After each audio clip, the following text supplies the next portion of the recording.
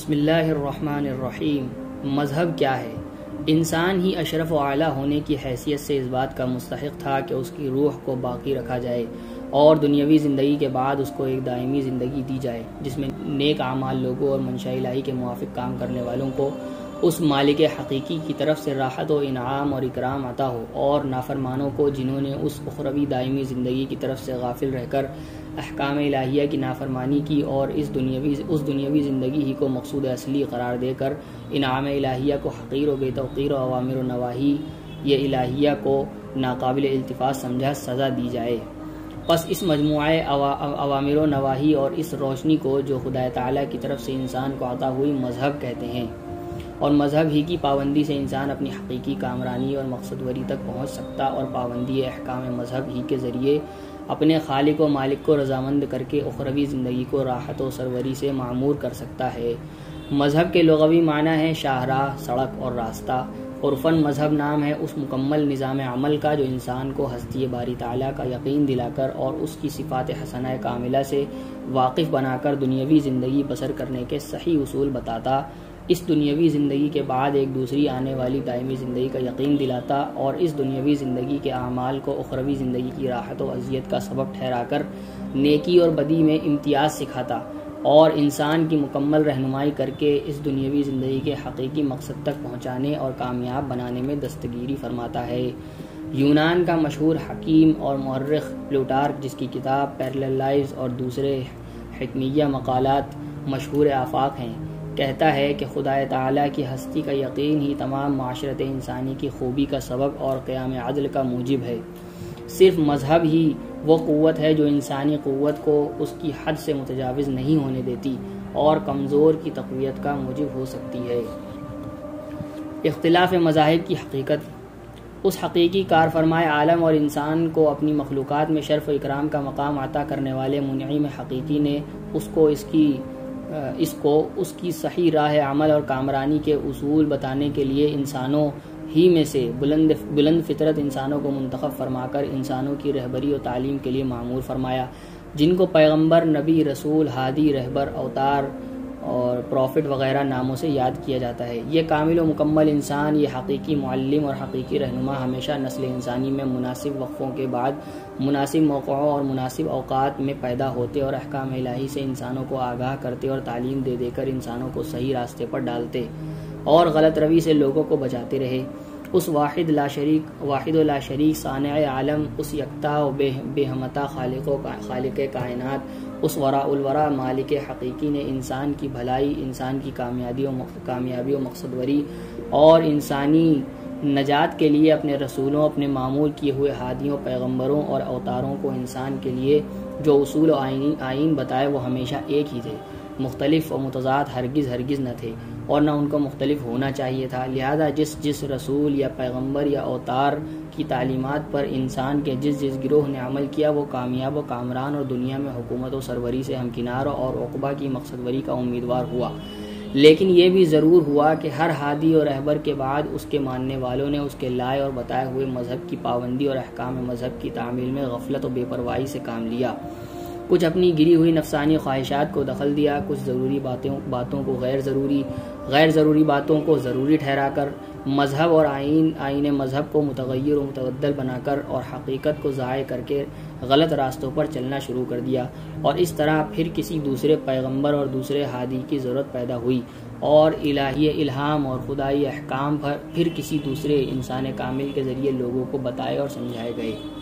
انسان بار بار راہ راست سے بھٹکتا رہا اور خدا تعالیٰ کی طرف سے بار بار اس کو راہ راست پر لانے کے سامان مہیا ہوتے رہے۔ حضرت آدم علیہ السلام، حضرت نوح علیہ السلام، حضرت ہود، حضرت صالح، حضرت شعیب، حضرت موسیٰ، حضرت داؤد، سلیمان، عیسیٰ، محمد صلی اللہ علیہ وسلم وعلیہم الصلاۃ والسلام اجمعین، اور کرشن، رام چندر، گوتم بدھ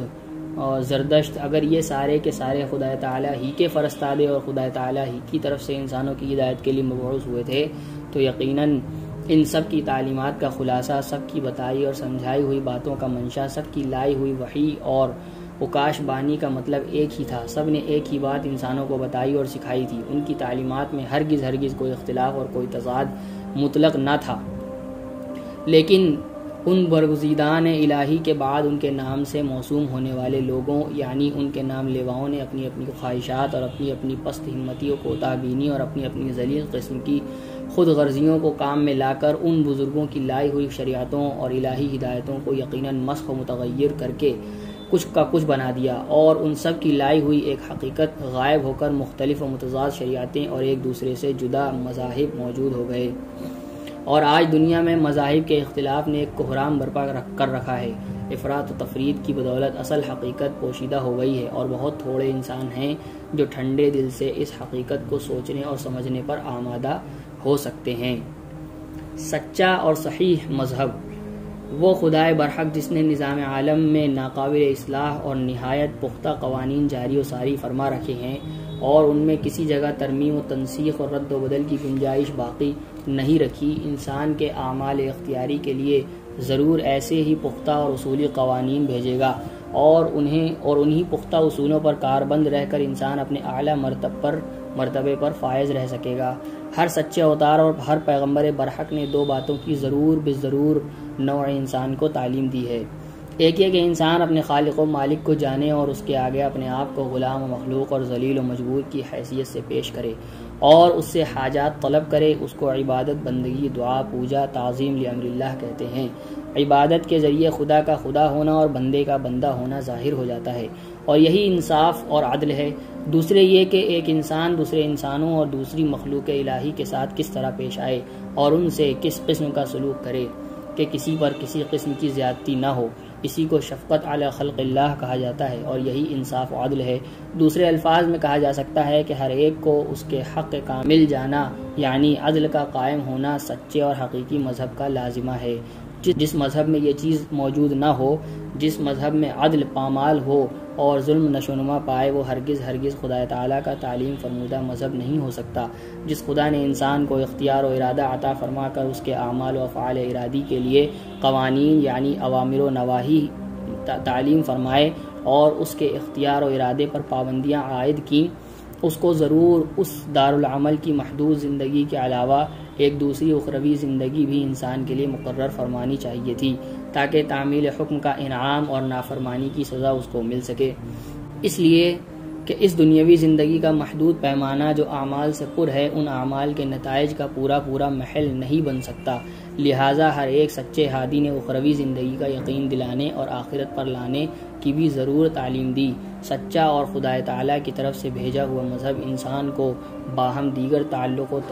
تعاون کے لیے ضرور ہدایت دیتا اور انسانی زندگی کے لیے کامل و بےعیب دستور العمل ہوتا ہے۔ سچے مذاہب کی ہدایت ہی نے نسل انسانی کو آپس میں عادلانہ و منصفانہ روش پر چلنا سکھایا ہے کہ انسان کی نفس پرستی اور خود طلبی اس کو برادر کشی اور جفا کشی میں مبتلا نہ کر سکے۔ یعنی انسان کے اندر جو برا مادہ جو رکھا گیا ہے، نفس کی خواہشات جو رکھی ہیں، اس کی وجہ سے ایسا نہ ہو کہ وہ لڑائی جھگڑے، اپنے ہی بھائیوں سے لڑنا اور ظلم کرنا، یہ نہ کر سکے۔ چنانچہ تہذیب نفس یا تہذیب اخلاق یا حفاظت حقوق العباد یا شفقت علی خلق اللہ یا قیام عدل ابتداء آفرینش انسانی سے مذہب حق کا جزو لازم رہا ہے۔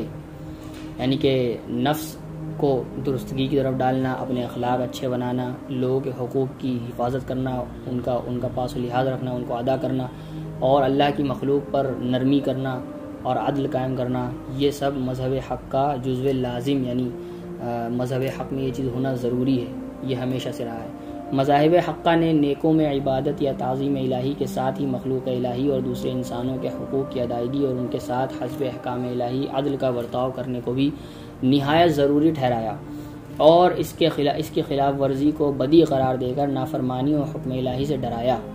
اور بتایا کہ حقوق اللہ کے ادا کرنے میں قصور ہونے کا نتیجہ جس طرح دائمی راحت سے محرومی اور عذاب علیم ہے، اسی طرح حقوق العباد کے ادا کرنے میں کوتاہی عذاب عظیم اور نامرادی کا موجب ہے۔